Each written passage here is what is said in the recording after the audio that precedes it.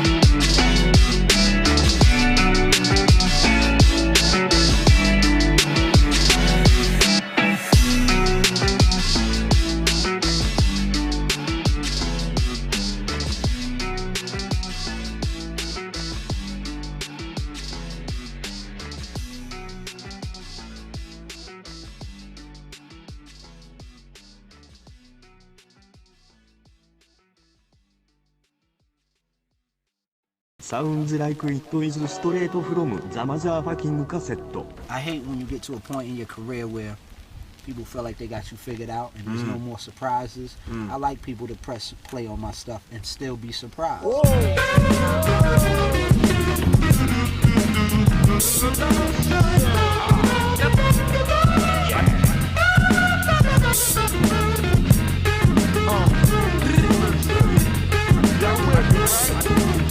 Turn it up, baby.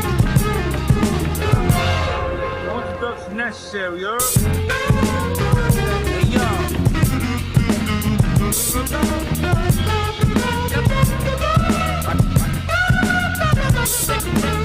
Okay. Hey, yo.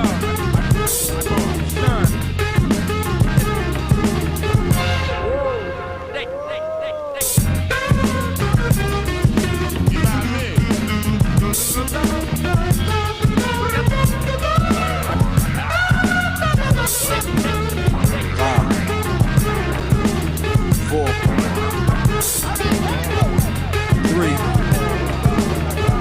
Two, one.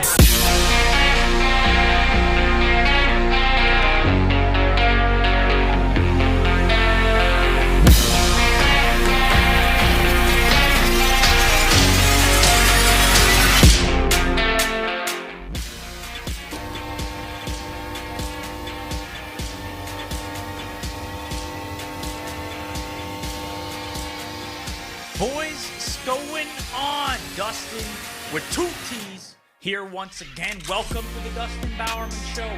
We're back on this terrific Tuesday, January 12th.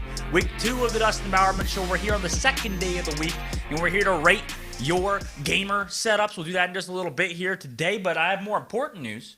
As Anthony and Max join me here on the broadcast today, we got Ninja's Get Good at Gaming guide. We got his ultimate guide to gaming. This was $15. Why'd you buy that? This was $15. I just bought it for the memes, to be honest with you. That was really the only reason. Threw $15 in a trash can there. Listen, I won't. No, you don't know that yet. Okay, you haven't. Is that your review of it? You haven't even read it yet, Max. That's true. I'm reviewing it by its cover. No, this is dude. He puts everything in here. In the back of the book, it says, "Here's how to build a gaming PC. Practice with a purpose." He has like seven different things. When did this come out? I don't know. I think this came out at the height of his career, like when he was in Fortnite. It says USD $20. Anyways, we'll give you my honest review by the end of the week. Maybe next Monday I'll tell you what I think about it. I got to read through the whole book. Why would you buy this? I want to give my honest review of it, you know? I'm not sponsored by it or anything. I just want to give my honest review of Ninja's Guide to Gaming. Ninja's Get Good Guide to Gaming. But welcome to the show, guys, okay, on this terrific Tuesday. Positive vibes today. It's a good day. We're getting it moving. We got a couple topics to go over, okay? Rating, subscribers, gamer setups will be the first one we do today. Today we'll go over a couple of the people that sent us pictures and videos over Twitter, mainly just pictures, actually. We'll go over those in just a little bit here. And we're also going to go over, does CBD actually help gamers? Does the cabbage help gamers? You know, we'll talk about that in just a little bit here. Puerto Rico is trying to legalize gaming and esports betting. We'll talk about my opinions on that, my experience with that as well. LEC's news as well. There's the League of Legends news we'll talk about. TSM's New Jersey. We're going to react to it. We haven't seen it. This is going to be the first time we're going to see it pretty much in the entire history of my life. New TSM Jersey. And Froskiran also leaves LEC with mixed reviews. We'll talk about that also. And Genji signed cosplayers and Ryu Ji-hung to their team and to their squad. We'll talk about Genji as an organization. We'll talk about the cosplayers that were signed and stuff like that in just a little bit. But first of all, obviously, we're going to rate your guys' setups. I'm super pumped for this on this terrific Tuesday. Positive vibes, positive news, and affirmations. We're going to go over your guys' setups in just a little bit here. I'm excited. We have there's a couple terms we're going to use here. There's a couple categories we'll put you guys in and we'll rate you. The first one is going to be aesthetic. This will be out of 5 for each category. So aesthetic out of 5. How aesthetically pleasing is your setup? We'll go over creativity. We'll also put that out of 5 as well. And then we'll give our personal rating out of 5. So there's going to be 3 subjects here out of 5. So you can get a max of 15 points pretty much. And me or myself, Anthony, and Max will all rate them here. We'll give our opinions as well as we move on. We'll do we'll give a shout out to the winner, see who wins it all in overall rating, and we'll also guess how much your guys' setup costs, how much the actual setup costs. So, Sir Daniel, if we could get that ready and good to go, I'm excited, dude. Let's go over the setups, boys. Let's see. Yeah. I mean, I gotta be honest, my setup is not very good. Ooh. This is the first one. Who's the first one by here, Daniel? Let's see. First one's by Bomber Lux. He has some good LEDs, yeah. That's some good LED usage. It's is that like a SteelSeries mouse too? I think it's a SteelSeries mouse. Yes. Is that a SteelSeries keyboard as well? It looks like it's a SteelSeries mouse and keyboard. Ooh. And what headphone is that? What headphone do you think that is in the top left? I have no idea. Generic. It looks like it's not generic. It kind of is generic. Well, both his monitors are kind of actually. Though? The monitor on the left looks like an actually good monitor. Is that a 240 hertz monitor on the left, and then the right one's not, or are they both crappy 60 hertz? You think? We need to look a little different, like in colors, and the stands. Is that a Nutcracker? Is that a Nutcracker on the left? No, it looks like Groot. That's holding a Groot. His glasses. It's a Groot. Apparently, that's a phone stand or a. Oh, it's holding glasses right now too. I kind of like this. Okay, let's start rating it, boys. So out of 5, what would you give this aesthetically? I think out of 5, it's kind of pleasing. The monitors kind of throw it off, to be honest. I think out of 5 aesthetically, if it had like a red based background, would it be better? Yes. Yeah, probably. Yeah, if it had maybe like a hacker red that's not vibe like to it, like a battle station specific thing, no. right? It's just what they're showing. So can we mark points off for that? Yeah, I guess so. Well, that's your opinion, Max. I mean, we'll go over that maybe. that's So true. my opinion, I think out of 5 aesthetically, I would give it, to be a little bit harsh here because, I agree with the red aesthetic. It could have gone with the background screen, could have fit a little bit better. And the fact they're using a SteelSeries mouse, I mean, I like SteelSeries. I get it. They've done some stuff for me in the past. I think one of these mice actually back here, this mouse back here, actually apparently it hasn't come out yet. And apparently it's like an exclusive that I was not supposed to show. So I could get into trouble by SteelSeries. That's like a prototype mouse that's not out yet. Who knows what type of mouse it is. But I would give their setup maybe a 2.5 Well, you shouldn't out have of said 5. that in public now. What? Yeah, I'm They're gonna kind of come after screwed you now, aren't now. I? Yeah, SteelSeries is going to sue me after this. That's not good. I think I give it about a 2.5 out of 5. Anthony, I was going what to do you give it a 2.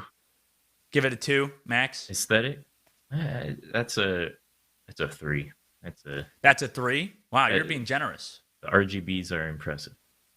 Okay, yeah. I mean, everybody knows a real gamer setup has LEDs and RGBs going on, okay? If you don't, you're missing out. Oh, don't you worry. I'd rate my own a 0. No. Dude, my setup's pretty bad, too. I'm not going to lie. We should take pictures of our setups after this. Creativity out of 5. Gentlemen, I think I give it a... What? Boring. You said it was boring? That's kind of harsh, Wow. man. You're the I mean, it is a little... you're the bad cop. This is the first one of the day, dude. Boring. I'll give it a 2. Give it a 2. I think creativity... yeah, it is kind of boring. I'll give it a 2 as well. I'm sorry, Bomber. I'm sorry, dude. The Max? 3, I give it a 3 for the group. Give it a 3. You're literally just being a Mr. Nice Guy here. What do we give our personal rating? the What do you Groot. guys... The Groot is pretty good. The Groot is pretty good. Personal rating out of 5. I think I give it, with the LEDs, with the background, with the... I mean, to be honest with you, like, I don't even... Like, this red light over here on my left, to be honest, just hurts my eyes sometimes. Like, the fact that I'm just red and I'm just painted in this red light. I mean, that's kind of... It's iffy, to be honest with you. But the fact that I am biased because the majority of my face is red and looks like a tomato, I got to give it a 3. Okay? Personal... I give it a 3, even though it is a little bit boring. Personal preference, I give it a 3 for me. So that's a total of, 2.5 with a 2. So that's a 4.5. 7.5 out of 15 is what I give it. Anthony? That's good math. Thank you. I'll give it a 4 on that. This is perfectly usable. So now you're turning around and rating it based personal off of rating? usability. No. Personal rating, I can Functionality. choose whatever I want for that. Usability is the most important thing to me. That's fair enough. Okay. Max? I got to dock points off because it doesn't look like there's a center monitor. Like if you sit down, it looks like you're looking straight You're going to at have to that be like scene. rotating left and right. Yeah, I don't know what the plan is here. Yeah, you look... Ew, yeah, I just realized you look left when you're at... Ew, man, that hurts my neck looking at that. Oh, But you're going to have to still, rotating it. I will still give it a 3. Oh, my God. You're literally just 3s across. So you're a 9 and Anthony's what? So That's an 4, 8. 2, 2?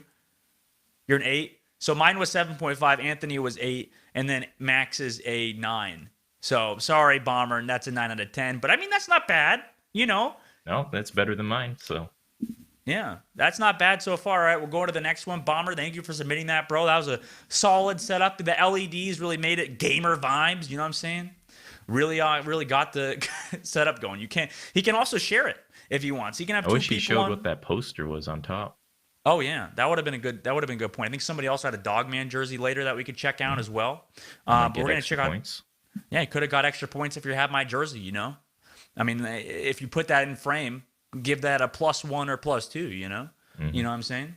Give it a little bit of a better rating. All right, let's move next, Sir Daniel. Let's see what the next one on the list is. Oh God! Oh my God! He's got some drinks. Ooh, He's boy. got some drinks on his setup. I mean, I don't know how I feel about that one.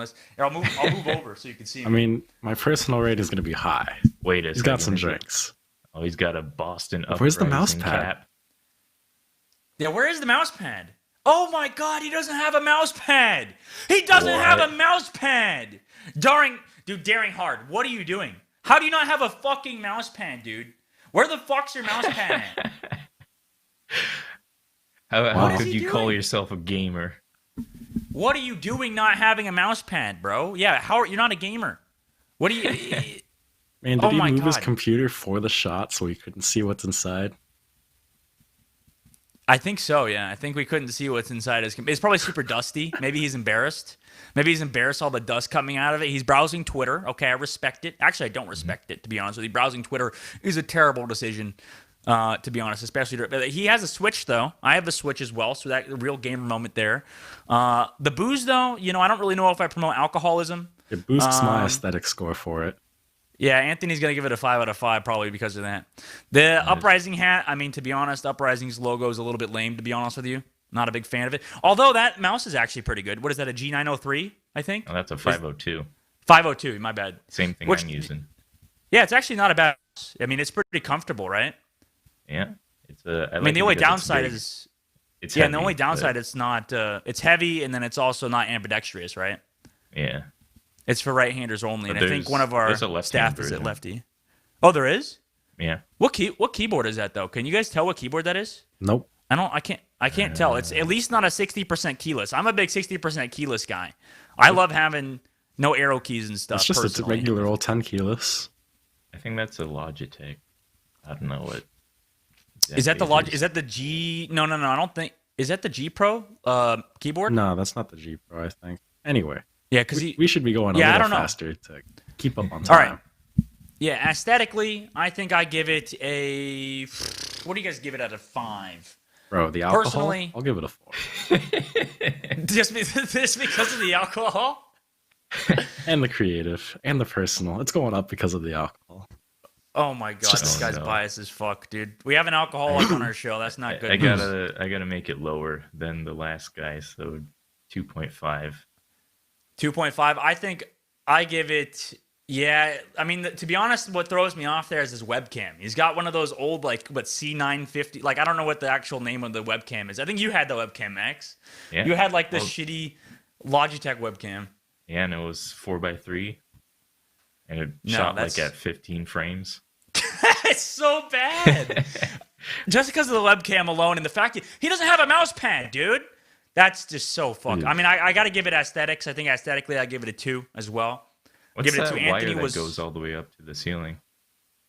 Wait, he has a wire in there that goes up to the ceiling? I don't know what I'm looking at with that. Sure.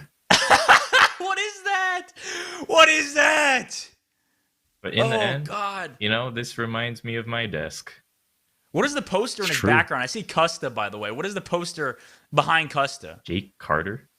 I think that's what it says. Why? I gotta give it aesthetically a 1 now, dude. I gotta be real. That is not a good setup. I'm sorry. That is a 1 for me, dude. Just because of the mouse pad? No. Mouse pad's a personal rating. We'll go over that in just a little bit, okay? Creativity. I mean, I guess it was creative that he had booze on his desk. I don't think we've seen that before. That's another 1 for me. It's a 1 and a 1 in a row, dude. Anthony, you give it a 4 on creativity. No, I'll give it a 3.5. Give it a 3.5 on creativity. Alcohol's creative. He just has alcohol on his desk. Why is that creative? It's my level of creative. That's not creative. Bro, he's got the Smirnoff too. Oh my god, dude. The man's an alcoholic. That just being an alcoholic doesn't make you creative, Anthony. It does to me.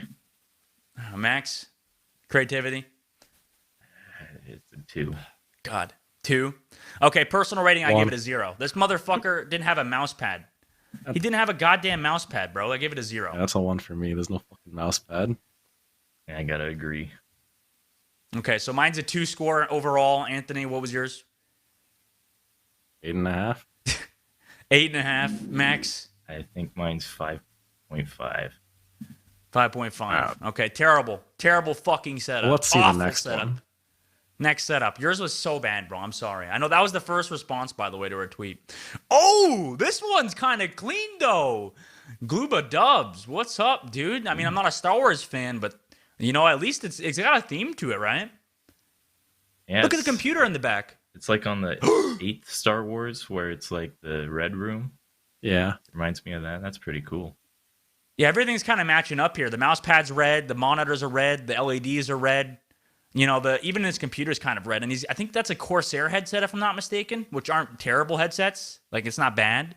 And that's also a 60% keyless keyboard, by the way. Mm-hmm. So fucking plus points for me, dude. That's a good setup. I can't see what mouse that is, though. What mouse? Can you guys see what mouse that is? HyperX. Oh, that's a mark off for me. I don't really. I mean, Sticks in the theme, though, I guess. I mean, all right, let's give I'll it a still rating give it a here, 5 boys. on Well, aesthetic. I guess give it a 5 on aesthetic. Yeah, that's a 5. Let's see.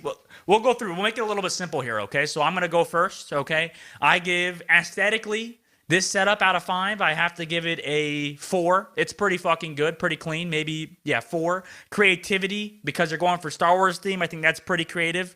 So I give that a 4 as well.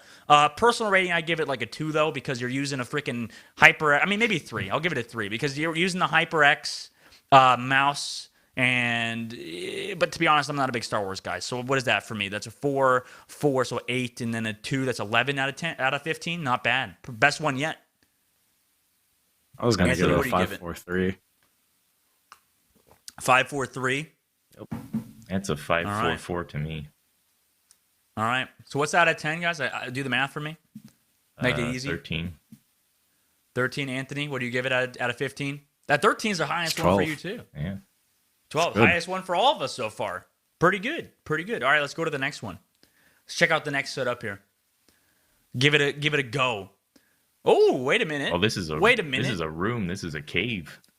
This is a full man cave, bro. Oh my god. Got multiple desks, multiple chairs. Kind of reminds me of Cole's Yeah. room. Yeah, it does remind me of Cole's room too. Yeah, he's got 3 guitars out. Jesus, that's man's a freaking That's a Les Paul. There. musician. That's expensive. Okay, that's a Les Paul. Yeah. Is that really, or is that a fake one? Is it like It could one be. of the L? It could be a It fake could Les be Paul. a There's a ton of phone. them. He's got 2 monitors set up. Got a pretty big PC. Oh, he's got a Guitar I mean, I don't. Hero guitar too. Yeah, he's got a couple posters. I kind of wish that he Brotherhood of had. Steel. I kind of wish he had some LEDs going on though. Like it's not very gamer. You know what I'm saying? It's not. It doesn't shout gamer setup. Very This true. shouts just like.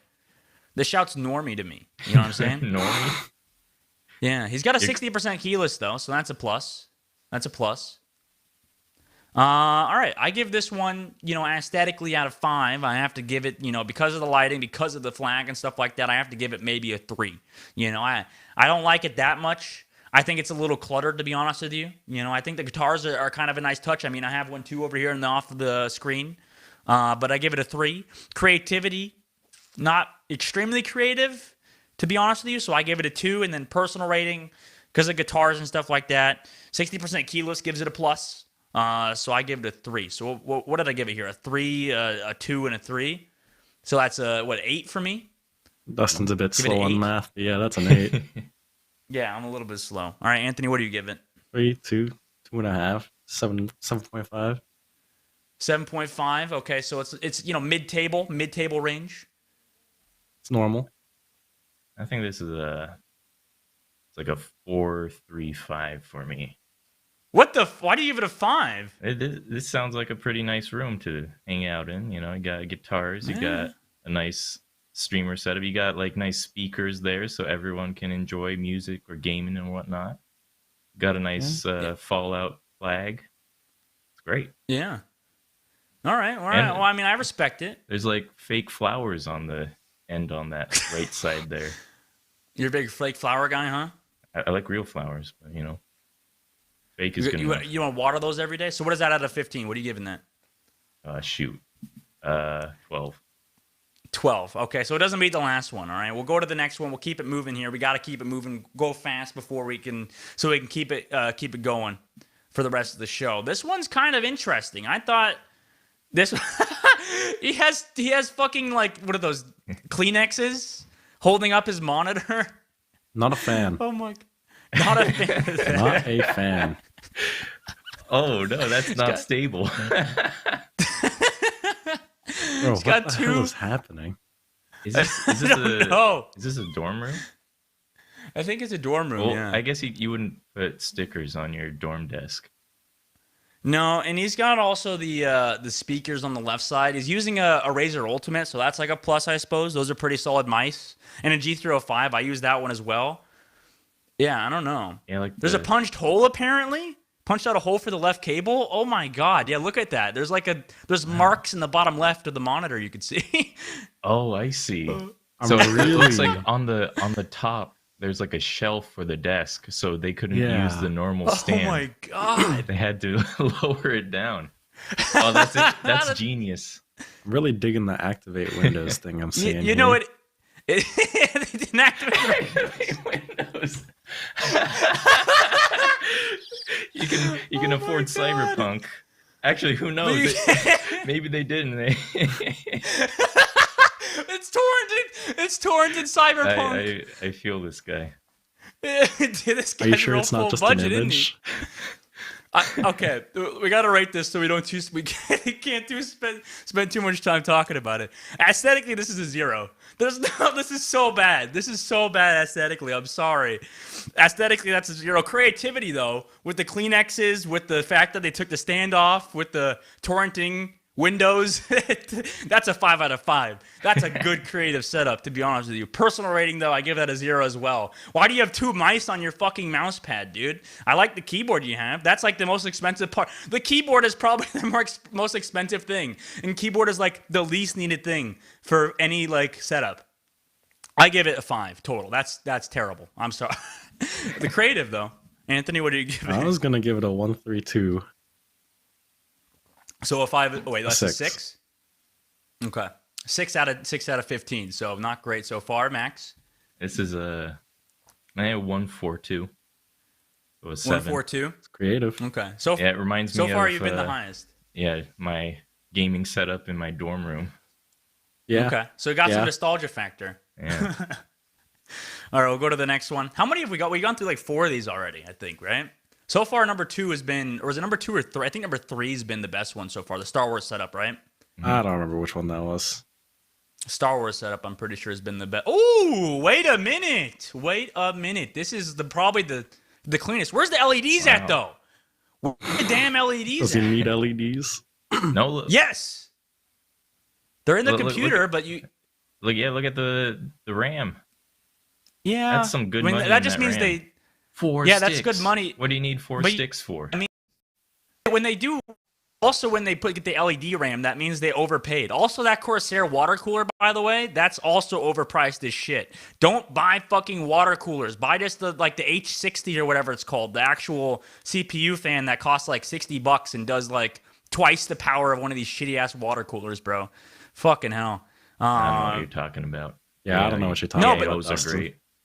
They're not. They're overpriced and not worth it. And they're just like they can jam up. They're fucking shit.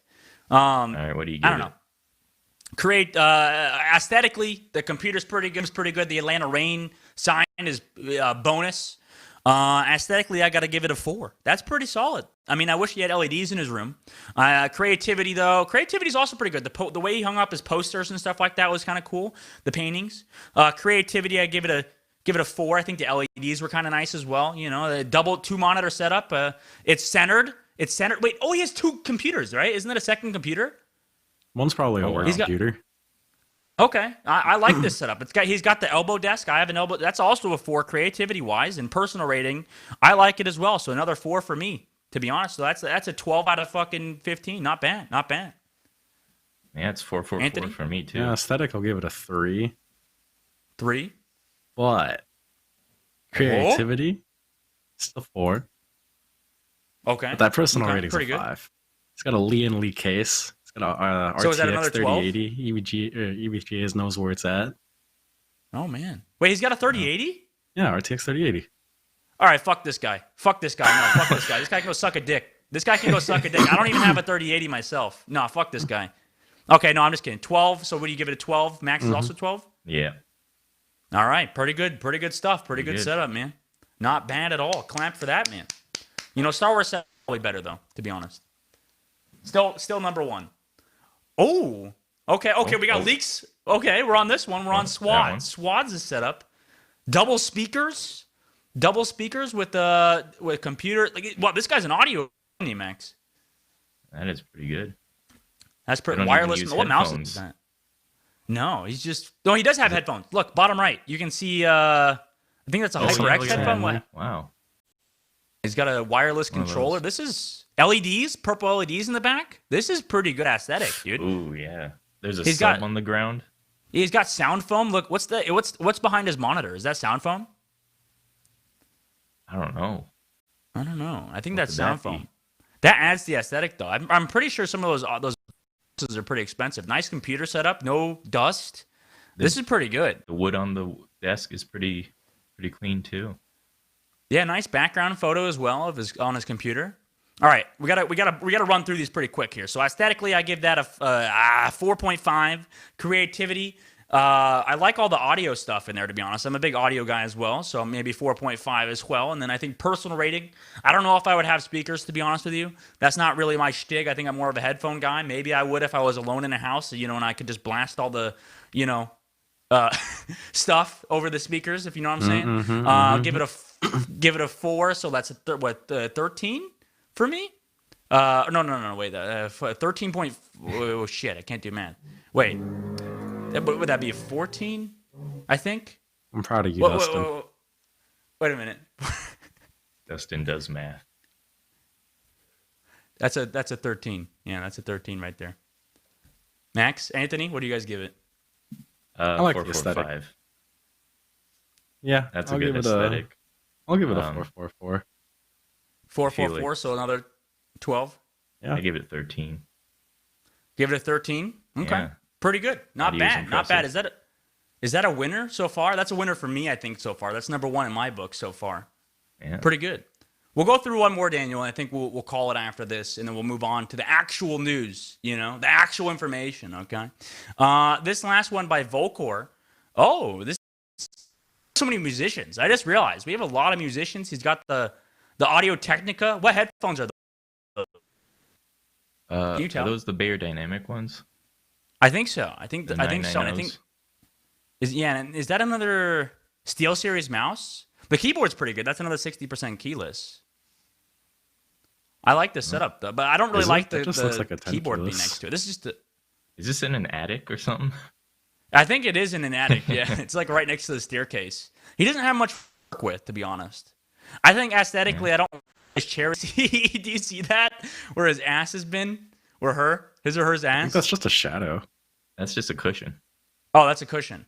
Oh, so it's to give him a little bit. Okay, my bad. I'm sorry. I thought I was critiquing a little. I You don't better like it too much. apologize. I'm sorry. I apologize. Your ass is There's not. a One Punch Man.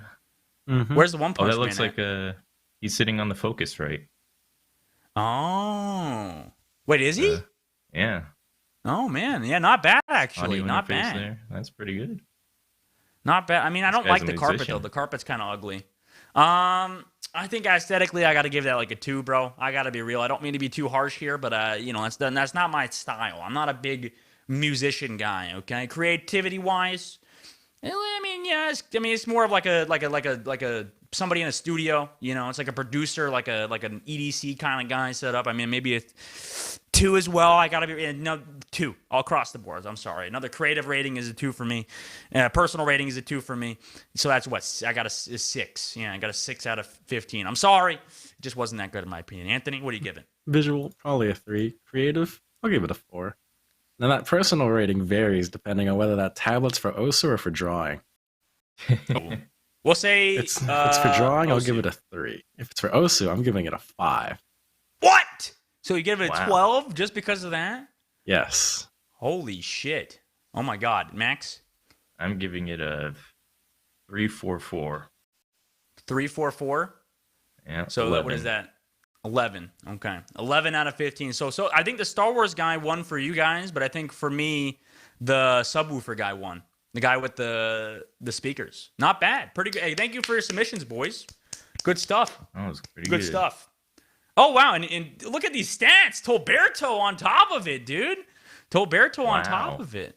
Swads is seemingly the winner, I guess, for all of us then. I Sir. think it was So. skewed. Thank you, Swads, for sending it in. Thank you, everybody who submitted in Impressive your stuff. This was good.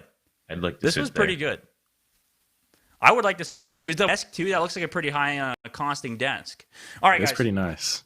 Let's go on, all right? Thank you for submitting your stuff. We'll maybe do some more stuff like this in the future with subscribers as the channel grows and grows and grows, guys. But first of all, this is important news for everybody that has to do, that likes CBD, all right? That likes CBD. I bet Ninja likes CBD. I bet that's in his book that I haven't read just yet. I don't know why I'm sponsoring this book right now. This is not a good decision. Anyways, can CBD make you better at esports? That is a question one has asked.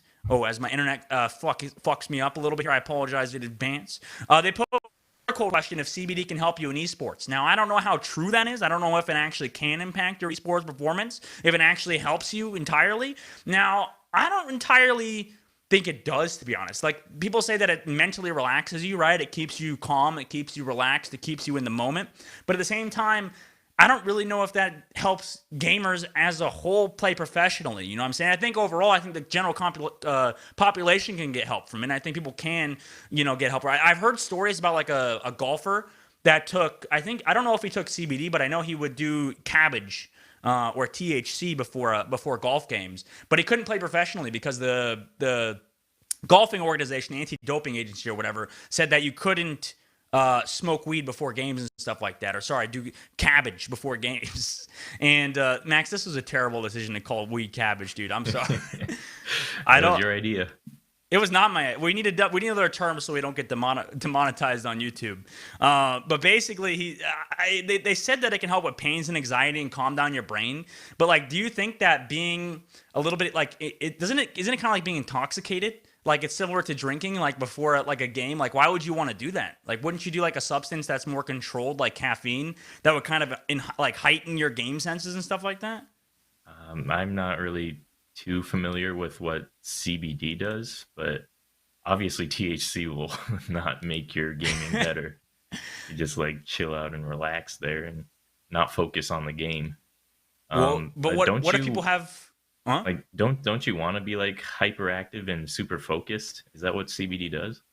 Yeah, well, I guess if it does enhance that, I mean, Anthony, it's supposed to enhance your mental capacity or something like that, right? Isn't it supposed to kind of make you more aware, or no? I mean, supposedly, yeah, but I don't think we know enough about it to really. I just don't think we know enough. We need more tests.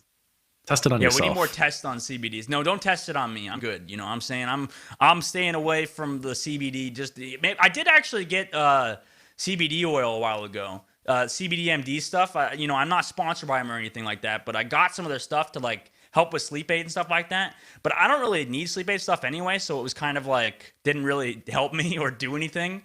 It just kind of tasted like weird, potent stuff. It just tastes like oil, bro. It's just like, it's flavorless oil. It's just like, because it just doesn't, I don't know if it really helps. I mean, I think they mixed it with melatonin and stuff like that, so it's supposed to help with sleep aid and stuff like that, but I don't really know in the entirety of helping professional players if it actually does that job. I don't think we have too many, research topics on actual pros like Faker taking CBD or whatever before games to see if it actually helps. I think if anything, it would make you sleepy, right? It'd make you more relaxed and tired before a match, and you're like, well, crap, Yeah, I mean, I guess it would make sense for sports people to do it because it could be like pain relief or something like that to get the, I guess, edge off from that kind of thing. That's not the right word to use. But we'll talk to Mhwu later too, because you mentioned pain there, Max, and I think that CBD is supposed to help relieve pain and stuff like that, and a lot of pro gamers have problems with their wrist and arm and stuff like that. So maybe we can talk to him later and see what people think about it, Yeah, it could be like, I don't know what kind of drug use is used in esports, but it's really just caffeine, I think. No one uses Adderall or anything like that? Listen, nobody I know does Adderall. From what I hear, speaking about caffeine, God damn it, we're not sponsored by Monster, Anthony. A man can dream. A man can dream, dude. A man can dream. But I think that overall, like, nobody does Adderall, Max. Like, I think Adderall would, if anything, kind of prohibit you, at least in Overwatch. I think in other esports, it'd probably be a little bit easier to like more like like Counterstrike or something like Valorant. I think like there was a audio check about a CS:GO team that like everybody was on Adderall. It was like the old Cloud9 team. Now I don't know 100% how true it is. I think Jordan Nothing Gilbert talked about this before in the past, but they were all on Adderall during the game, and like you could tell in their voices that they were all on Adderall, dude. They were like talking so hyped, like he's over here, and you couldn't audibly you couldn't tell what the fuck was happening. It's like everybody was on crack cocaine during a match. It was like, what the fuck are these guys on? And you could easily tell they were on Adderall. Now, at the same time, like, that doesn't really help you in a game like Overwatch, I think, because in a game like Overwatch, you're like, always focusing on the next play. There's so many different aspects of it. And I think if I'm not mistaken, Adderall, I've never tried it before, to be honest with you. But if I'm not mistaken, it kind of narrows your vision. It makes you more tunnel vision. Now it makes you react faster. You have faster reactions. You're faster to react and mentally attract yourself to that one topic. But at the same time, it kind of makes you tunnel visioned, right? Like it kind of fogs out everything else, if I'm not mistaken, right? Maybe. I know Melee players used to have something with Adderall. Like specifically, Oh, really? people would say something about Westballs being on Adderall like all the time when he was playing in tournaments. I know West Balls actually. West used to you actually played Overwatch for a little bit. I did not know that. Yeah, he tried playing Overwatch for a little bit. I don't know how good he was. He was a nice guy. I queued with him a couple times. Oh yeah, great fellow. But he's not a god, right? He wasn't a god in. Oh, he was Melee, a god right? of style. Don't you worry. He was my favorite Okay. Falco to watch. But was that because he was on Adderall, or was that because he's just so good? Bro, he would style. And that's the only thing I care about when playing Melee is style. No matter what substance you're on, as long as you got the style and the swagger. Mm-hmm. Okay, all right. I mean, I don't know if Adderall necessarily helps with gameplay. I think there's like a big controversy, at least in Call of Duty. People are saying that a lot of people are on Adderall in Call of Duty. Now, I don't know how true that is. From what I've heard, there's people on it, but there's no solid evidence. And that's like the toughest part, to be honest with you. And we're going to go into more esports topics here, gentlemen. Esports betting. It's being potentially legalized in Puerto Rico. I'm not I'm not a doctor, by the way. I just want to make that clear. I'm also not an expert on esports betting as a whole, and I can explain to you why. Max and Anthony wanted me to talk about this topic before we started the broadcast. Now, I'm not going to give a specific time period just in terms of legality, but I actually used to use a website called CSGO Lounge back when I was stupid as shit, back when, like years ago, when I was dumb as crap. Anything's changed. Nothing's changed, I guess. God damn it, dude. Nothing's changed. I'm still a massive, big idiot. And I actually bet on Counterstrike games back in the day because I thought I was some genius. I would always bet on like Counterstrike games. I'd go all in like every match. I would like have, I don't know, I'd like have an AK Redline Factory New or something like that, and I'd put that in on like a Dignitas or whatever, another team back in the day. And I would just keep going and going and going. And eventually I got up to a point where I had like a couple $1,000s. I literally had a couple $1,000s. And then I just bet it all on another match and I lost it all like the next day, pretty much. And so that's my experience with esports betting. And I haven't touched it since. I had to learn from it. And I know the sad part about this, and the reason that I'm a little bit concerned about esports betting as a whole, guys, is because of the fact that so many kids can get involved. So many younger generation like players can get involved in esports betting through whether that's skin gambling or whatever, and there's been more legalization on it as a whole. So I'm a little bit worried for it legally. You know what I'm saying? Like I don't know if it should be legal. Should it be legal, Max? Do you think this is something that needs to be more widespread, or do you think there needs to be a little bit more control over it government-wise? I mean, were you of legal age to bet when you did this? A comment on this, Max. I don't know why you're going to try to throw me under the bus here, okay? I don't know if you can... I mean, it's not your fault if you did it then. Well, would I be a victim? Would I be a victim of this here in my epidemic? view, I think so. Okay, well, would this Because risk putting me in jail or something? I don't know. Maybe you shouldn't say it, but either way, like kids under 21 or under 18 did this like a long time ago, and they just lost thousands of dollars. And it wasn't even their money. They're just putting their mom's credit card on skins, and then they just lose it all. And then there was even sites that had like cheating going on, where they had the percentages leaked or whatever like that. Oh, I don't CSGO know. Lotto and It's stuff? a sketchy business, and I don't think it could be regulated enough to be trustworthy. Like, well, that's the thing is, like, can you just bet in, like, Vegas or something like that? Like, bet. And I know in Puerto Rico that they're trying to potentially legalize, just in Puerto Rico, by the way. So I don't really know how much that has to do with U.S. politics, but I guess it kind of brought up the news, the topic about esports betting as a whole. And I know at least if you're in Overwatch League, you can't even bet in esports. So I never did when I was in esports, or when I was playing professionally. I just never bet on esports games, or even if games I wanted to bet on, I just couldn't, or even professional games. Like, you just can't bet when you have an Overwatch League contract. It's like in your contract to not bet on any esports games and stuff like that. But there's been a ton of interactions with throwers and stuff like that and match fixers because of betting. Recently, the topic we just talked about is Dota 2 players were permanently banned. A freaking TI winner was banned from Dota 2 for life because of match fixing. And a lot of this betting kind of results in lower tier teams that aren't really making that much money, and lower tier teams that aren't in like the tier 2 scene or tier 3 scene, up and comer scenes, aren't making that much money and they match fix. And there was a big controversy in Valorant as well, with a lot of the CSGO pros actually being banned or like temporarily, like people are like, oh, if these guys match fixed in Counterstrike, can they play professional Valorant? Are they allowed to play professional Valorant? It's like, if somebody cheated in another game, can they play another game that they don't cheat in? Are they allowed to play that game professionally? Now, I don't really know how true that is. I don't really know how valid that criticism is, but a lot of people were hating players like Shanks. There's a couple other ones that came over from CSGO to Valorant that basically didn't make any money on like Counter-Strike Mountain Dew League teams. And those teams were actually throwing matches, and then they quit Counter-Strike and to go play in Valorant to make a little bit more cash, and then got picked up by teams. And then the controversy got reposted again at its peak in Valorant.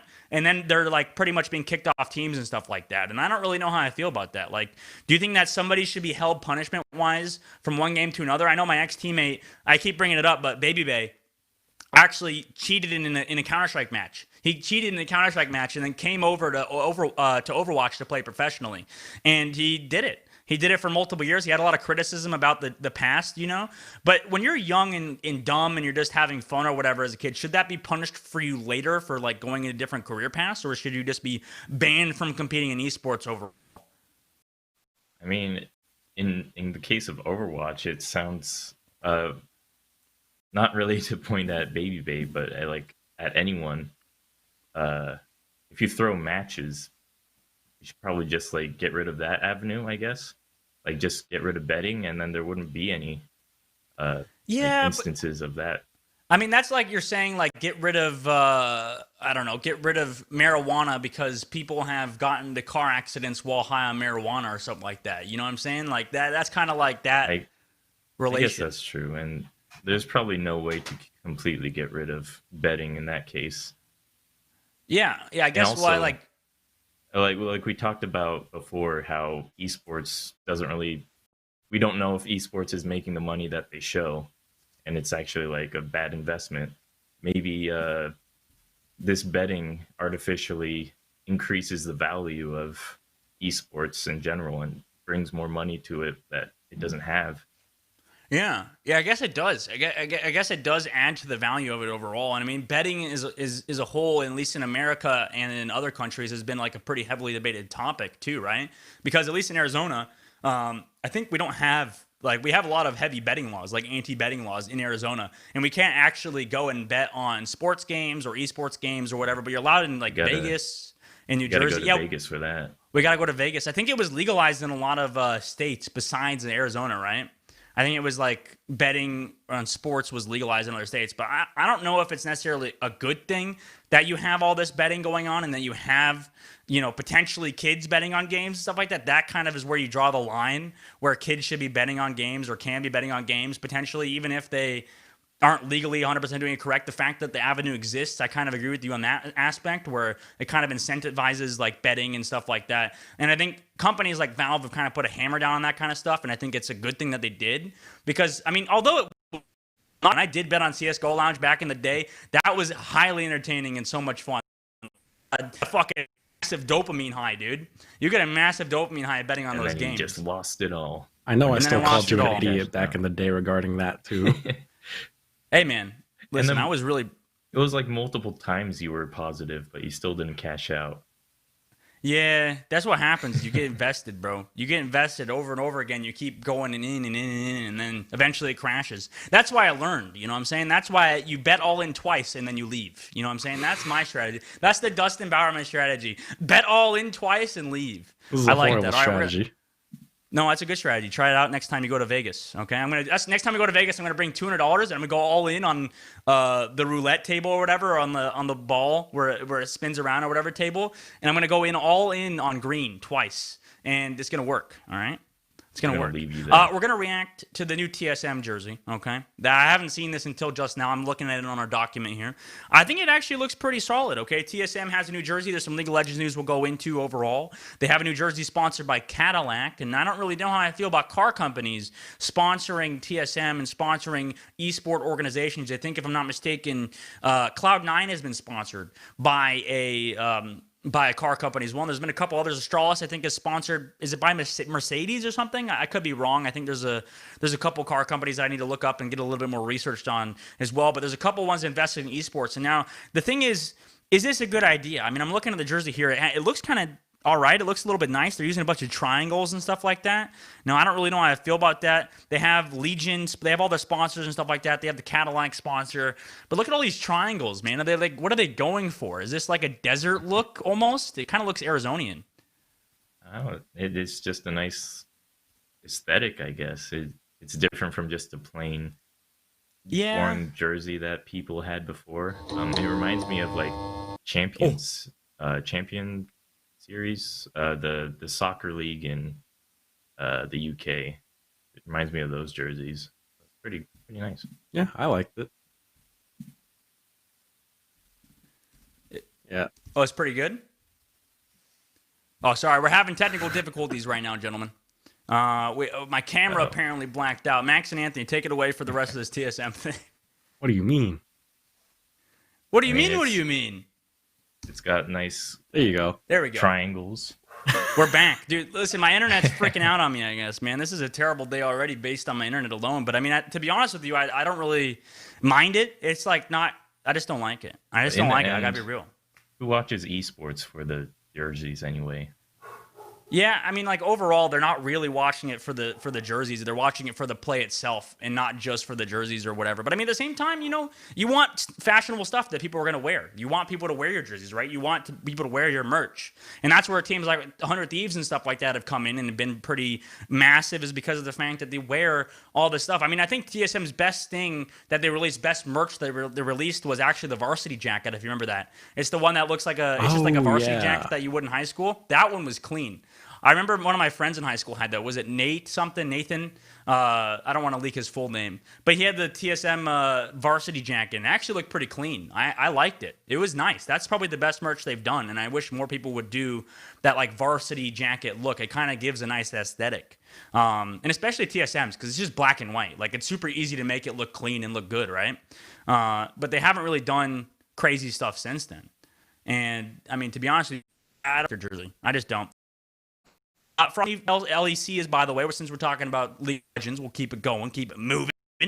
This had like a massive reaction, actually, guys. This had a massive reaction on Reddit and on Twitter and stuff like that. They had like, it was like 50% of the reaction in the comments on Reddit were just literally pure negative and pure shitting on her.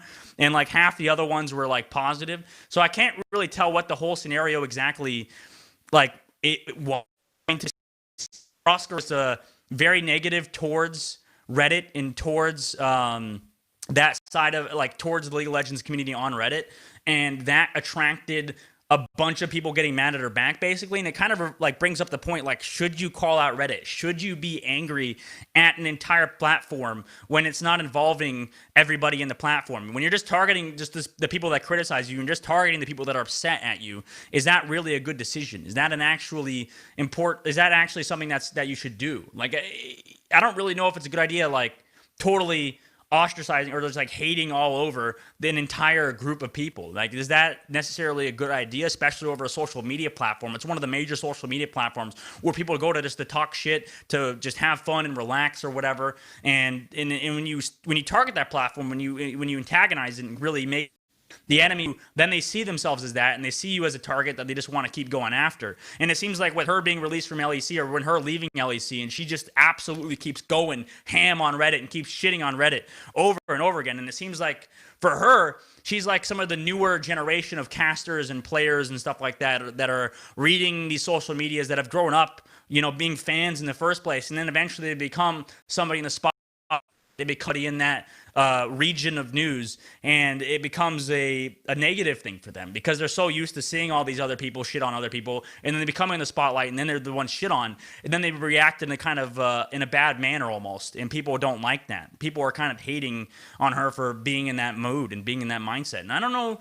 I kind of agree with it, to be honest. I mean, to a certain degree, it's understandable from her perspective. You know, when you're reading this toxic social media platform and it keeps coming at you, it's a little bit annoying. But like at the same time, it's like, do you just leave, forehead? Do you just leave the situation?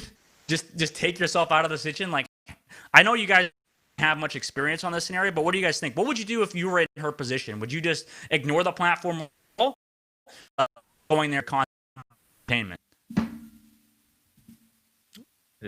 This is, I don't know, because you don't want to mess with like the toxic communities, because you're not gonna force them to change their views or anything like that. But then again, I don't think that she's really in the wrong for it. Yeah, Because that, I don't know, because they're the one who started it, the community, and they didn't really give her an opportunity to show what she has to offer for them. And from what I've heard so far, or like from the castings that I've listened to, she seemed fine. She gave a lot of information about what was happening and had information about all the players. It just seems like a situation where I guess toxic met toxic, and I don't think it was her fault. yeah, it's kind of that's kind of the scenario that she's kind of involved herself in. And then to be honest, it's like what I noticed is, because I used to get a lot of hate, obviously. I mean, I still kind of get some hate, but not really as much, obviously. But the best thing you can do is really just remove yourself from the situation. Like, why would you, at a certain point, you kind of either up or just kind of take the beating? You know what I'm saying? Like, you just got to kind of mentally either accept that people are going to talk shit about you, or you have to leave. Like, there's only two options, because people are going to keep shitting on you. When you're in the limelight, when you're in those situations, you can't prevent it. People are going to be haters no matter what. If you have a hater, if you have people mad at you, then what are you going to fucking do? And this is somebody told me a long time ago, and the thing that I use overall in my mindset, in my life and stuff like that, is just focus on being on yourself. You know, ignore criticism that isn't from people you respect, from people that you listen to in your group. If you don't respect them, then fucking don't give them the time of day. You know what I'm saying? Don't give them the time of day that they want, because they're trying to get in your head. Unless you respect this massive toxic community, that's already a bad person to respect, right? That's a bad group of people to understand and take their advice and take their critiques and stuff like that. Because to be honest with you, if it's a toxic mess, don't even listen to it. What's the point? That's not really worth the time and mental energy that you're going to spend looking at that kind of shit. Because to be honest with you, it's just going to put you in a negative mind space, and you're going to do a worse job. You're just going to do a worse job. Like, there's such thing as criticism, and there's such thing as hate and too much criticism, right? Like, taking criticism from the right places is important. And I think Frostgaren probably believes that. And that's why she's probably shitting on Reddit so much, is because she doesn't take their criticism and she just kind of just blatantly shits on it. But to be honest, you don't want to target a whole entire crowd. You know what I'm saying? You don't want to hate on an entire crowd for, you know, what they believe in, you know, because you're just inciting more and more people, more and more haters and stuff, right? All right. Last topic of the day, gentlemen. Last thing we're going to go over, okay? Gen G signed some cosplayers. Why did they sign cosplayers? Who knows? I mean, the situation kind of stands in the fact that they're big personalities on Twitter, big personalities on Twitch, big cosplayers and stuff like that. They signed Emily and Snitchery, and they signed them to contracts, basically. They didn't sign to player contracts. It's kind of like personality contracts, kind of similar to content creation contracts. Now, what does that exactly mean? Are they going to do like Gen G specific cosplays, or are they coming to shows in cosplays when there's no shows going on? What's the point of signing a cosplayer during this pandemic? Yeah, especially during this pandemic, I don't know. What is the purpose? I don't understand entirely. I mean, I guess I understand just signing them for the social media platform, maybe. I'd assume that's like the biggest reason. Like, because they post photos and stuff? It looks like they have like a whole class of content creators that they signed on. So I guess it looks like more and more of these gaming organizations are signing on streamers and that kind of thing to have on the roster. Yeah, it was like a group situation. Is this the first time that they're doing cosplayers now? Yeah, there's been like situations where 100 Thieves signed like the meme girl that did Boomer. You know what I'm talking about? That girl, they signed her. And then like I think in other situations there's been a couple, but this is like the first like one of the bigger news ones because of the fact that this is being signed to a team. You know, it's the fact that it's during a pandemic, so it's not like they're going out and cosplaying. They're just kind of signed for the social media platform. And now, look, I totally get that. I'm totally fine with cosplaying. I like it. You know, there's some good cosplays out there. But to be honest, is it like, are they signing them for the right or wrong reason? That's the kind of the topic we're going over. And I think overall, for Gen G as an organization, they're trying to build their brand. And I guess with all these content creators, they're expanding their avenues. But it's like tough because they're trying to kind of reach. They signed Egg to C9 was the first one apparently, according to Samantha. Nico Lowell was the girl that did the OK Boomer. She was signed to 100 Thieves. And I don't know if it's necessarily a bad thing. I mean, I'm glad it's kind of these organizations are getting people that represent their brand and stuff like that. But like for an organization like Gen G, they're still early. They're still like new to the scene almost. You know what I mean? Like Gen G and that organization hasn't been around for that long, and they're trying to build that brand. And I'm curious to see if any organizations can really reach the levels of 100 Thieves, of TSM, of all these bigger organizations, if they can really reach that level without signing big content creators and stuff like that. I don't know if they can sign or if they can have their organization succeed without big personalities, because there hasn't been an organization, esports team that hasn't succeeded without having a big personality, big celebrity behind them backing them. You know what I'm saying? Like there hasn't been too many from the ground up situations. It's kind of like they've paralleled themselves over, like NRG with Shaq, getting him as an investor, with 100 Thieves as Nade Shot being the guy behind the whole thing. And Gen G doesn't really have that, to be honest with you. Gen G doesn't have any massive stars besides Ryu Ji-hung now. That's a good one for the Korean scene. Ryu Ji-hung's a big name in the Overwatch scene. He's a ex-Flex Sport player on the Seoul Dynasty, and then for Lunatic High and stuff like that. So I'm curious to see if Gen G succeeds off that. But guys, I think it's about time to get our boy in here, Mhwu. We'll see him on the broadcast just a little bit. We'll see him, but we'll give him a little bit of doctor, nice right? background. I might be a doctor. Are Who you? knows? Yeah. So Okay, I'll give you my background. Maybe I'll give you my background. Should I? Yeah, give us your full background. I'm just a random guy. Just a random guy. We That's found who you I on the am. street. Yeah, you just found me, and I happen to be talking about health and esports. So, thanks for having me on. Yeah. No, actually, Yeah, thanks for coming.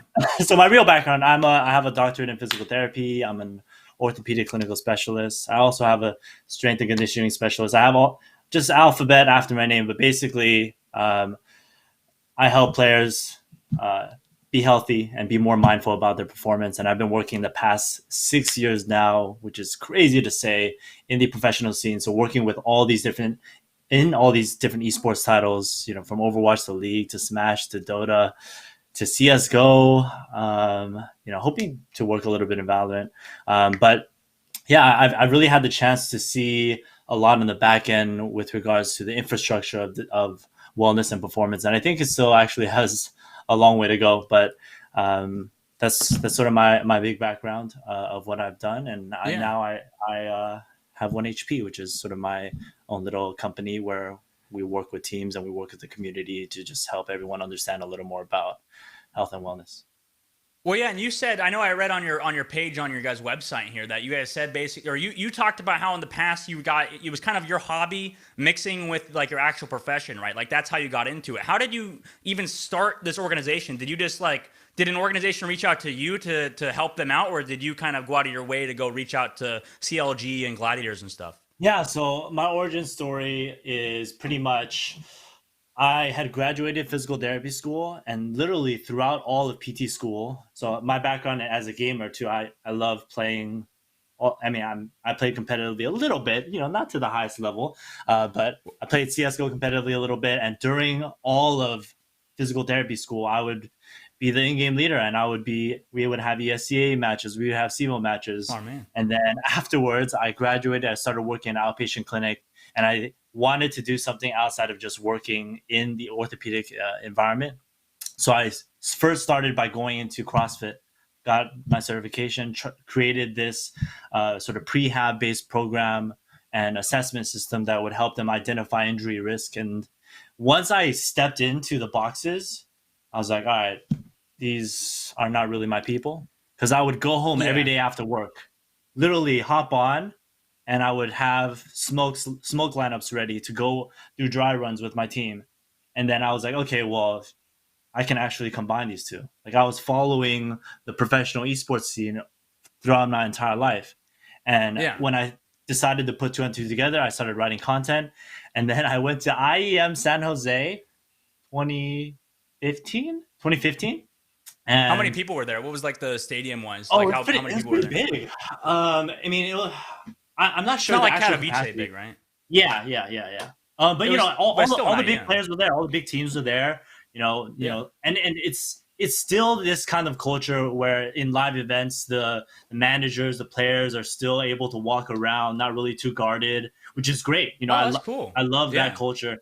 But I was able to speak to a lot of the management to sort of pitch them the idea of, hey, are you guys looking for someone that can help you guys manage your health and wellness? And So it's like a cold fortunately, call. yeah, pretty much That's cold cool. called, and George from CLG, you know, was receptive, and I was like working for free for them for a while, and it just transitioned and snowballed into, you know, CLG to Immortals to Valiant to Guangzhou Charge to now Gorillas and Gladiators at KSC.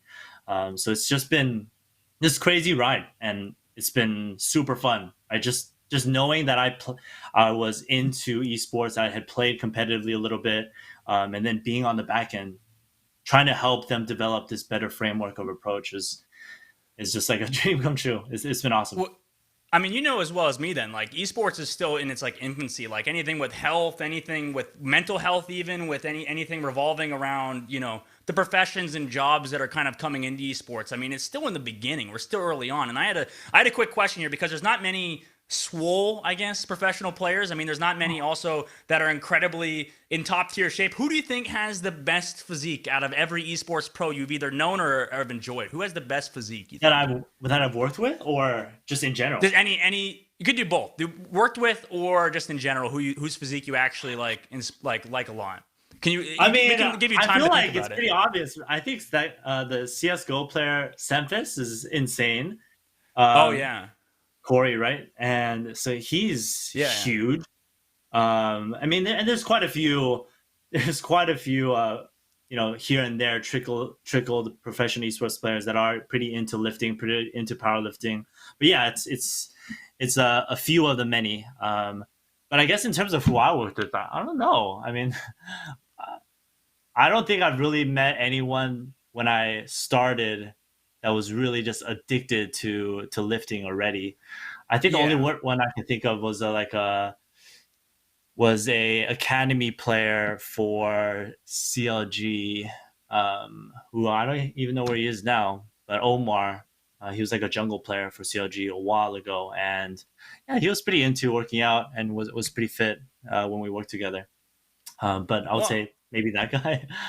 We'll look them up. I mean, there's a lot that have been getting into it. I mean, it's tough because the thing I noticed, at least, I mean, you could tell based on like how healthy this lifestyle is. I mean, when I used to be in the Atlanta Rain mansion, we had a chef, we had a cook, or no, he was a chef. We had a chef, we had a sports psych, and we had a personal trainer. But I think nobody used the sports psych because of Korean backgrounds and stuff like that, because they're like, okay, this is an American psychologist. Like, what are they going to help me with, right? And then they're like, oh, our personal coach, like, oh, we just want to play games all day, you know? Do you think, like, being this skinny, like, especially for, I feel like a lot of the Korean players, they don't really have a lot of that background in specifically in health, like a lot of, at least our team, like my teammates I've worked with, I think Erster's starting to get in pretty good shape, but like somebody like Dako, Pokpo, like, do you think being super skinny and being in some of the shape that somebody like Carpe, for example, Carpe's in a very skinny guy, do you think that can prohibit his career from being as long as maybe a fruitful career as it would be if he, you know, was in better shape, if he was a little bit bigger? So I think that's a pretty good question, right? There is the, I guess, sometimes the assumption that if they are pretty skinny and don't have as much lean mass, that it might be associated with higher injury risk. I would say that's not always true, right? There are very thin and, you know, pretty, I guess, individuals with more lean physique that have a lot of strength and have a lot of endurance. So skinniness is not always associated with sort of health and injury risk, although in general, in the past 5 years of when I have done these sort of big picture assessments of all these players, from their hydration status to their nutrition status to their regular exercise to their ability to move, their basic levels of strength. All of that is below average, right? And every single time we've gotten them to exercise consistently for 2 to 3 times a week, or even the ones that are more aggressive, up to 5 to 6 times a week, there is a consistent benefit that they both reported, as well as the coaches reported. And it's not a surprise. There's so much evidence supporting the benefits of exercise and cognitive function, but it's just not present yet specific to esports. There was actually a study that was just released from an Irish research group led by, I think, Dr. Adam Toth, but they released an exercise and cognition in esports research piece that just showed, hey, there are these potential ways that you can improve your cognitive performance across these four major domains through different modes of exercise, whether it be high intensity interval training, aerobic training, and just movement in general, to allow you to get a little more blood flow to your brain and just prove everything that we know is important for esports.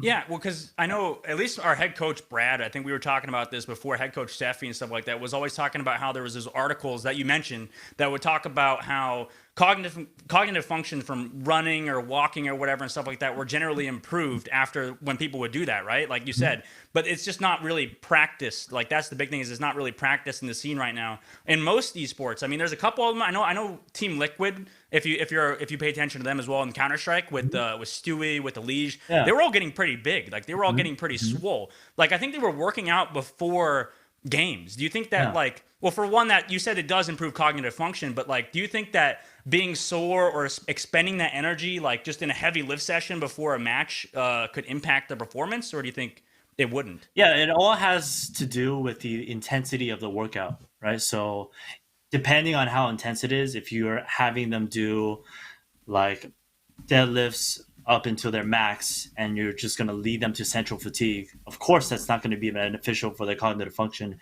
And it depends on the esport, right? What if it's just a one-off smash match or smash best of 3? It might not last the entire duration of, let's say, an entire day of CSGO tournaments. Or if Overwatch happens to have some delays and you have to wait 2 hours to play, but you're already ready and you already had your warm-up scrim, right? So there's all these situations that you have to factor in, but in general, it's the intensity that dictates the benefit, right? So obviously, if you're going for strength, if you have this higher intensity workout, you're going to affect your central nervous system and it's going to affect your cognitive function negatively, which is why sometimes people are afraid of working out in esports. So like, oh, well, I don't want to expend my energy and have it affect my performance, or have it affect my practice, have it affect my scrims. But there are ways to reduce the intensity so that it is beneficial. And exercise as little as 3 to 5 minutes can provide benefits up to 2 hours post exercise. Yeah, getting your sweat up and stuff. Right? Yeah. So it's all about understanding the dose and approach of exercise, which a lot of the times, most people coming from traditional sports, or even like personal trainers wanting to help a team, they kind of just go balls to the wall and say, all right, well, we know what works in basketball, we know what works in hockey, let's try to implement it. And you can't. Like they're not the same population, they're not the same demographic. So they're not gamers, you gotta know. Yeah, you gotta have grinded to really understand and be able to help them. So yeah. Hey Matt, well, Matt, I got a viewer question for you. Oh, sure. What is the most common health or posture mistakes he sees gamers in general making, and are there any ways to fix them? That's a really good question. So common postural faults that I see, I mean, I think there's a lot of ones that let's have Dogman show us. What do you think, right? What's the very first thing that you see? Boom, the nerd neck, right? Forward head. We see that all the time. And that often leads to you overusing your upper tri muscles. You overusing these guys here. Or it could even lead to headaches because you're using these muscles at the base of your skull, where there are nerves that run through and come over to the top of your head. It can lead to headaches. But it's really interesting when I'm asked that question, because the answer is also it depends. Right? It depends on the game. It depends on the setup. It depends on is it console? Is it controller? Are they sitting forward? Are they sitting all the way back? How big are they relative to their setup? Right? There's all these differences that you have to be cognizant of so that you can make the right suggestion to correct that fault. But typically it is, as Dogman instantly knew, hey, my head's forward, right? Like, oh, Well, whoa, bro, hello? Yeah, so. it's true because I mean, to be honest, like I know people in the past that like a couple examples I've used before. I don't mean to rag on to Seffi too much, but Seffi's posture created a fact. I think he's like in his 30s now, and he's already kind of like his general posture when he stands up is literally just he's like bent over like a hunch or something like that. And listen, I like him. He's a nice guy. And also a guy I watch, Uberhaxer Nova, as well as like that too. Like I see his webcam when he's streaming, and like some of the guys I watch when they're streaming, they're literally, their head is in the middle of like their chest somehow. I don't even know how that's physically possible, but their shoulders are above their head. Ew. Like just because of the posture and the way they've been sitting for years, right? It's crazy. Yeah. So it's funny. That's actually called it's called Dowager's Hump, where they developed this hump here. You'll see it a lot in gamers that are just kind of sitting in that rounded position and they have their head forward. And ultimately the idea is that you get what you train, or you get how you are the sum of the postures and positions and movements that you assume throughout the day. So if you sit all day, guess what? You're going to get weaker. Muscles are going to stiffen up. But if you move regularly, you take breaks every now and then, you're going to be fine. Yeah. Well, how long do you like prescribe, I guess, to normal people to take a break, or is this like information that you want to reserve? I mean, I know you've talked about it anyway on your Twitter and TikTok. I don't mind talking about it. Yeah, it really depends. Again, it's always like it depends. It depends on the game. But typically, you want to give. I mean, let's say for the example for the eyes, right? We have that 20-20-20 rule. Every 20 minutes, you want to give yourself a 20-second break, looking at something 20 feet away. But games are always longer than 20 minutes, right? So we just extend that out to 40 minutes. And then for like getting up to move around a little bit, because our blood pools, we have adaptive changes, our muscles stiffen. Typically, they say that if you walk for 5 minutes for every 30 minutes that you're sitting, it can undo a lot of the blood pooling issues or circulation issues. But I would say, on average, if you just get up 5 to 10 minutes, or even 1 to 2 minutes every hour and move around, that's going to be better than if you don't do anything. It's just dose dependent. The more you do it, the better. The less you do it, the worse. Do you just have to walk around during those breaks? 5 minutes. Sorry, what was that? Do you just have to walk around during those 5 minutes? It depends on what you want to do, right? If you know you have shoulder stiffness, hey, just do some pullovers, do some rotations. Oh yeah. Do some, run around. I don't know, do a backflip, right? Like, whatever you feel like doing. Well, do you think like overall gamers that are not, obviously, because if you're not doing any of this stuff, if you're just sitting in your chair all day, the downside is the fact that you could like get blood clots or whatever, right? Like you could potentially end up in the hospital and lose a damn like leg or something like that. I know that's extreme, but that can happen, right? Yeah, I guess that's like the crazy extreme. We don't find it as often as one would suspect, but it's mainly like it is like these overuse issues that happen and postural syndromes that we see. I think the best way to think about it is, think about what happens after you sprain your ankle and you cast it, right? Or you fracture your ankle and you cast your foot. What happens to the muscles around the foot? They become stronger, right? Oh, of course, right? They just naturally bulk up. No, they become weaker, right? They become weaker. Okay. Yeah, they become weaker if you cast it, right? So think of it as when you're sitting there, you're at whatever position you're in neutral and rounded, extended, you're casting your body. Your body is going to get weaker. There's going to be adaptive changes that occur. Just like we're sitting in front of our monitors right now, looking at our monitors 18 inches away all day, versus people that go around letting their eyes accommodate to multiple distances, making sure that they maintain their dynamic range for their visual acuity, right? So you want to think of your body like that. Like, do you want to limit your body's capacity by just sitting all day? Just take the time to, exercise, or take the time to do a couple stretches. And it's not, my main thing is like, I never try to push everything on at once. Just start with one. I'm happy if you get up and just stand up and just stand up, all right, and then sit back down. If you just stand up and do that, then hey, we started with step one, we did it, and then we just move on. Good job. Yep. Boom. We're Simple healthy. enough, right? Oh, yeah. I mean, it's just baby steps, and that's how you build better habits, build better behaviors.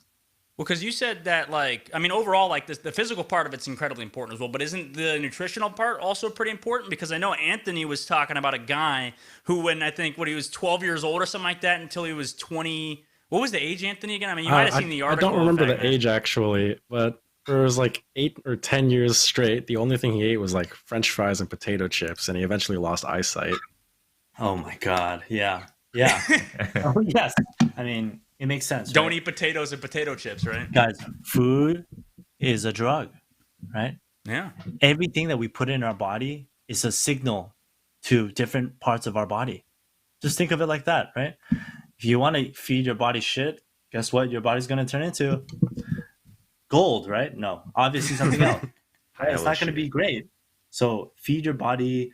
I mean, and there's all these theories about health, good food, bad food.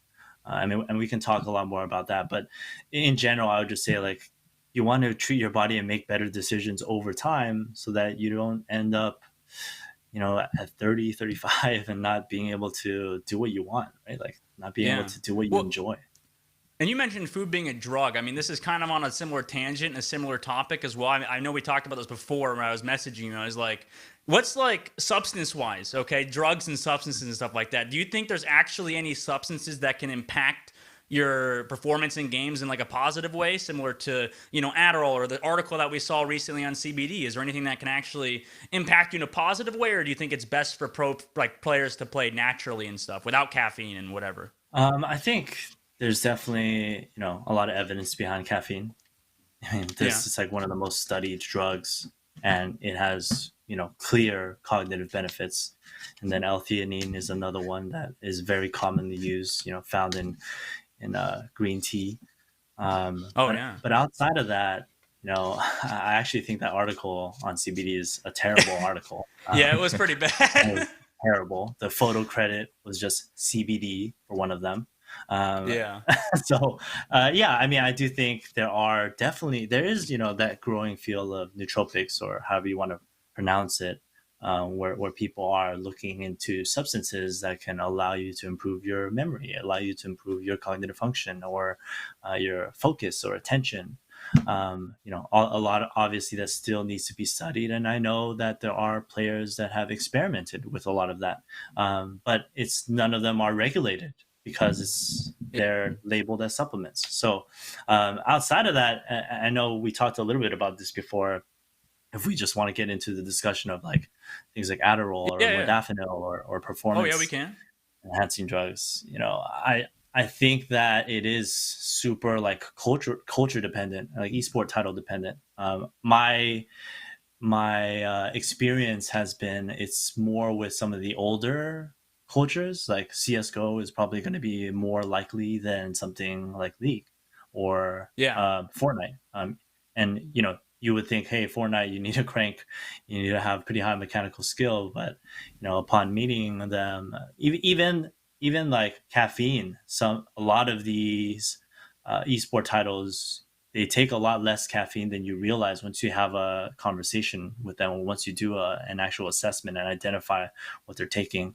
So I don't think it's as common as we think, although I do recognize, hey, it could be underreported. They might not be open and willing to tell me that they are taking something. Although just in my experience, being on the back end, being able to see the players on a regular basis, being able to recognize any signs of use, I haven't seen too much, to be honest. I really haven't seen much at all across all of them, except for CSGO. That's like the only one. Well, I guess it's like from the perspective on the fact that when we look at like traditional sports, for example, when we look at football or MMA or whatever, I know they have the USDA or whatever, they have like those actual drug preventative like services or whatever that they use to test this stuff. But it really seems like even in traditional sports, a lot of those guys are on some sort of performance enhancing drugs, right? Like for esports, it's not like we have a clear performance enhancing drug, really. I mean, besides caffeine, but caffeine anybody could do, right? It's not really, I mean, it kind of is a performance enhancing drug for sure, but at the same time, is it like, I think the top level for esport players as a whole, you're always looking to, be able to play a peak, get an edge over somebody else, right? And if you can find some sort of performance enhancing drug that can give you, I mean, miraculously think that's going to give you like, 10%, you're going to play better. But most pros would probably, if you told them there's something that's going to give them 1 or 2% or even 0.5% better to like a better way to play the game that'll give them an edge over their opponent, they'll do it, right? And there's really nothing like researched on it for the most part, besides, more reactionary games, like you said, like Counterstrike or whatever. But if you look at games like Overwatch, if you took Adderall during an Overwatch game, you'd probably be tunnel vision to shit. We talked about this before, but like you wouldn't have a wide view on the game. There's so much stuff going on. Like you couldn't be paying attention to everything, right? Yeah. I think there's like, while I think there's definitely could be a lot of benefits to taking something like, there's no doubt that if you have Adderall, you have increased attention, increased working memory, increased focus. But that's just one part of the many, many contributing factors for performance, right? We know that without a doubt, that, hey, let's say it does up your mechanical skill.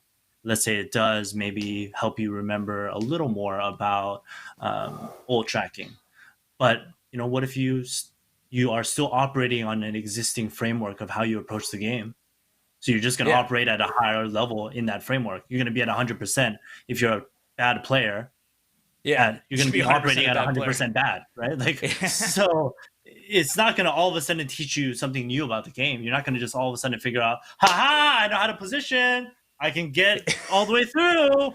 No, that's no way. So I think that, not to say that, hey, it could when everyone's on an even playing field, be slightly beneficial, earn this edge when this 1v1 Widowmaker duel won them the fight. Yeah, hey, probably, but I haven't seen too much of it, and who knows? I think it's maybe in the near future, actually probably like 5 to 6 to even longer down the line, we will begin to see more like regulation along that end, but it's too young. Esports is too young for them to want to put resources into that. Yeah, it's still like the Wild West. Yeah. Anthony, did you have something here? Oh yeah, just one of the viewer questions from Daskrug is just like what's one of the worst esports injuries you've ever seen? That's a good question. So, surprisingly, esports injuries, or not surprising, they're not bad, right? They're all overuse injuries. And when I say bad, or let's say if we do talk about the context of bad, it's bad in the sense that it was poorly managed by medical professionals that don't understand gaming. So they told them to rest. They told them to stay away, and they get back to playing. It hurts again, and they develop all these beliefs. They maybe think it's carpal tunnel syndrome. They maybe think they have an X-ray and it shows a herniated disc, and they're scared. But they most of the time, it's addressing those beliefs that is the difficult part of addressing injuries, because all injuries are just a matter or function of the load being placed on the tissue, whatever the tissue is, exceeds the capacity, right? That's it. All injuries. So anything you can think of, maybe you're deadlifting and maybe you hurt your back, there may be a certain part of your form was off to overload a certain part of your tissue that caused the tissue to be strained or overstressed. Likewise with gaming. It's not like they're running, unless we're talking about VR. We're not there yet. We're not at VR esports yet. Although not yet. That's gonna get there. I can't wait for the day. That's one day, exactly. Bro, one day I'm gonna be like VR PT or something. Dude, I don't. Yeah, it's gonna be. That's what I was saying. Once Elon Musk puts that AI in our brain, we're gonna start playing We'll start playing Gamers Call of will Duty. be the buffest. Yeah. Yep. We'll do whatever Once we want. they create VR WoW, I'm gonna have a lot of work, guys. How many miles would you have to run every day for that? Yeah. Oh my yeah, God. check. That's true. No, imagine playing Arma. They will leave the option for you to use the analog stick. 100%. There's no way they'll force you to run. There'll be a fitness mod of WoW, right? They'll be like, yeah, if you want, no analog stick, you can run it. We're probably thinking short term. Eventually there'll be stuff where you could just plop your brain in there, and then you just you're in game, don't have any physical limitations. I don't know if you guys watched what's the show with Ons or Ains or anime. Anthony, help me out here. Lord Ains, the oh my God, help me out. Right. What's it called? The only thing I could possibly be thinking of that you're thinking is Sword Art Online. No, Oh, well, I yeah, mean, it's Sword that's Art right. Online, I guess. Yeah, Sword Art Kind Online of, kind of. with the They skeleton just guy. lie in bed. Oh, you're talking about Overlord. Overlord, Oh, I yeah, haven't those seen that ones. Oh, you need to watch it. It's pretty much okay. We don't need to go into synopsis of what the show is, anyways. Got it. Okay. Overlord. The Omni, yeah, there's a couple of things I think VR will eventually get there over a long course of time, and that's what I was saying though. That's what I'm curious about. If you have any opinion on this, do you think that there's any like genetic either limitation or genetic advantage in esports? I think overall it's kind of like in traditional sports and football and stuff like that. You look at people that are just genetically gifted. Like I couldn't play football. I mean, I know I'm 7 foot tall, but I mean I'm too big to play football. You know what I'm saying? I'm too swole to play in football. Yeah, You know, I can't. definitely. I would hurt them. Yeah, I know. Yeah. So when there's like esports, it's a little bit different. You know, it's all mental game. It's all genetically mental. Do you think that there's a genetic limitation or genetic advantages some people have? That's a good question, right? And it's been like a topic of debate a lot. And I can't believe that it's even been a question of whether genetics are important or not, because it is, right? Like talent, you can't train talent. That's not trainable. You can always, there's always people that are extremely talented, have the genetics to put you at a certain level of performance. But then on top of that, you know, you have player A, a lot of talent, player B, mid talent. Like their peak performance is dictated by their framework of approach, right? How they approach improving themselves at the game. Do they optimize their different categories of performance? From physical, sleep, exercise, nutrition, their mental toughness, their mental performance. How they approach it can allow them to reach their genetic peak. So it 100% matters, but because we're so early in the stages of esports, there's no one that's taking advantage of that. There are people that are grinding out and reaching their maybe physical peak in terms of what they're capable of doing, but not even close to what they're able to optimize on the cognitive side.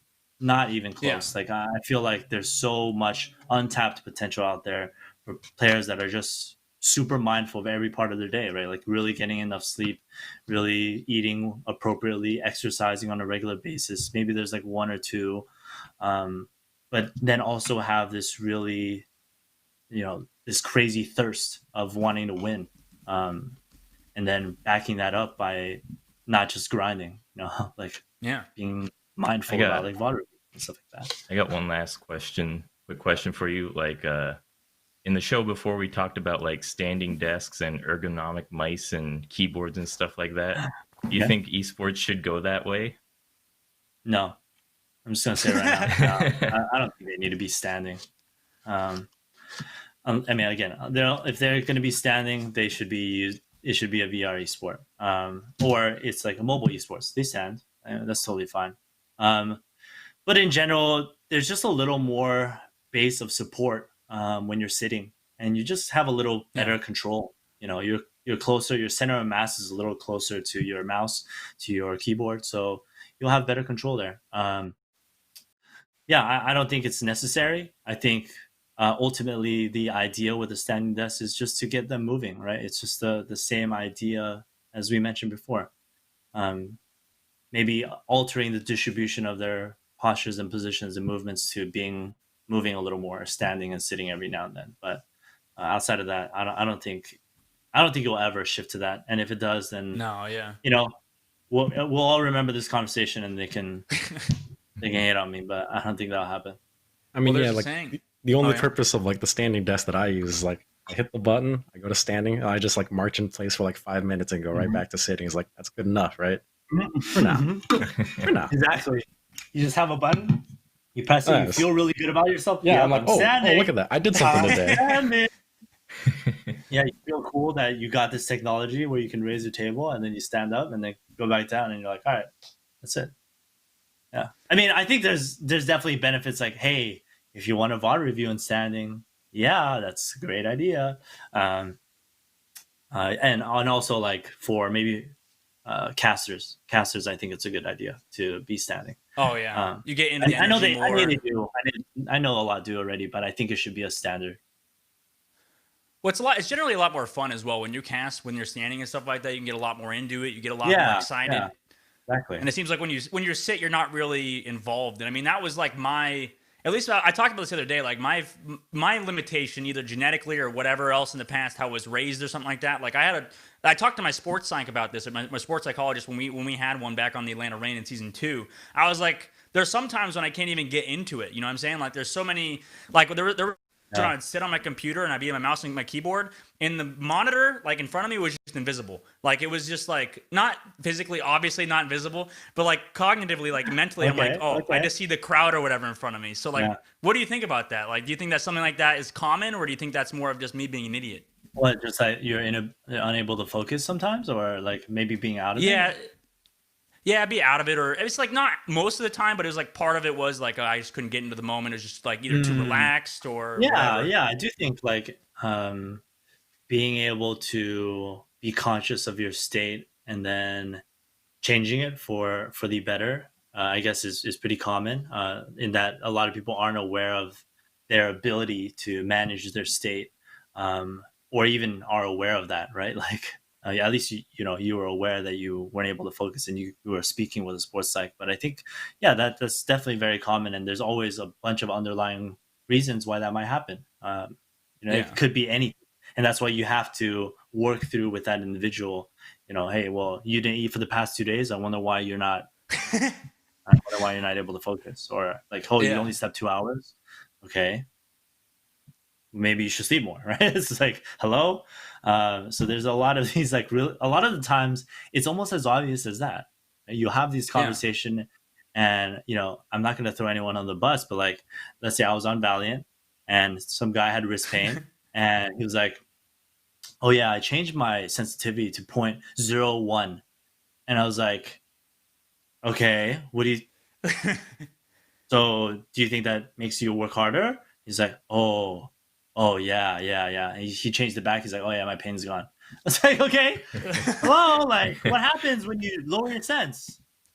So, anyways, you have to move your arm more. Yeah. So, anyways, just like it's funny. A lot of the times it's a simple. It is pretty solution, simple, not easy to change.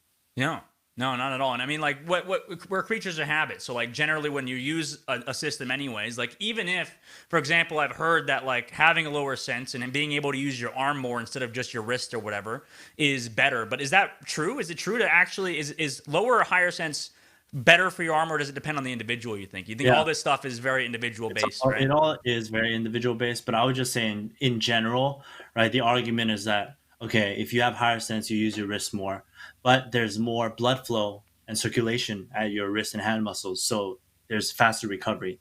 And then, but the argument with low sense, hey, well, I use my arm more. I use these larger muscles, so they fatigue less slowly. So there's arguments on both sides, but in general, it doesn't matter. As long as you are aware that what you're doing is causing you to use certain muscles more, well, you better be building up the endurance of those muscles, right? If I'm using my fingers all the time, and then they tell me, "Oh, I'm using my thumb for every mouse bind. How come I have thumb pain?" I'm like, "Oh, well, maybe because you use your mouse to move and shoot and jump and type." Like, it's just so. There's a lot of the times it is identifying those things. So it depends, but the bottom line is just build up the tissue's capacity so you can handle it. Yeah. Well, one last question for you, Matthew, before we wrap up, because we've gone a little bit over time. I just have one last question. Do you think that, like, playing games and playing professionally and stuff like that, do you think that long term, like, I know people on Reddit have debated this, they're like, oh yeah, once you sign up for a pro gamer, when you write down, oh, I'm signing up this contract, or you play like a 8-year-long career or whatever, do you think you're signing up for wrist pain, for arthritis, for stuff like this long term? Or do you think that, like, it eventually, like, it's like when you sign up for the NFL, when you sign up for football, you're signing up basically to get CTE potentially and to have some sort of brain concussion shit like that? It's not as severe, obviously. No? There is, I mean, and ultimately it's just like, it's going to be like a tendon issue, but most of the time you're not. I mean, if you take really basic steps, you can be completely healthy without any issue. You just have slightly higher risk of overuse injuries. And it's nothing sinister. It's not like you're going to get a brain injury. It's not like any of the things that they had in that CBD article. It's not going to be carpal tunnel. It's not going to be pneumothorax. because they only looked at Google and found the first article about something Oh, yeah, or that- high or something like that. That's probably it how was they so bad. found that. But you know, it's not going to be anything sinister along those lines. It's just going to be a higher risk of overuse. Just like any activity, you're going to be doing more of something, so make sure you're conditioned to manage it. Yeah. Yeah, stay in shape. Staying healthy for long-term career is always crucial. But Yeah. thank you, Matt. I appreciate it, Doctor. Thanks for coming on the show, man. I appreciate you. I'm just a random so guy, much. right? That's where I. Yeah, we found you that's off the where I street, am. random homeless guy, and back behind it in a gym. That's definitely not a green screen. He's just hanging out. This is where he sleeps. Yep. This is There's just a where he guy lives. that's standing there. That's the whole time. Just in this Work gym. out. Do something. Your personal trainer. Thank you, Matt. I appreciate it, man. Thanks for coming. I appreciate you, Matt. Let's go. Yeah. Thank you so much. Thanks for having Yeah, me. we'll catch you later, bro. All right. Thank you, guys. All right. That was cool. Matt's a nice guy. Cool individual. Appreciate it telling us all this information about Anthony's useless standing desk, just absolutely just makes him feel good. It makes Anthony feel good, and that's all he has. That's all I need. But, I just need to feel good about myself. that's all he needs. That's all he needs. Thanks you guys for coming to the show today on this terrific Tuesday. I hope it was positive vibes, positive energy going around, keeping things moving, keeping things going. I appreciate you coming. If you're new to the stream, if you're new to the broadcast and the show and stuff like that, I appreciate you if you subscribe. And we'll catch you later. On behalf of everybody, the show, Torberto, Rin, and Samantha, and then Max and Anthony, and myself here, thank you for watching. We'll catch you guys later in the next show. Goodbye.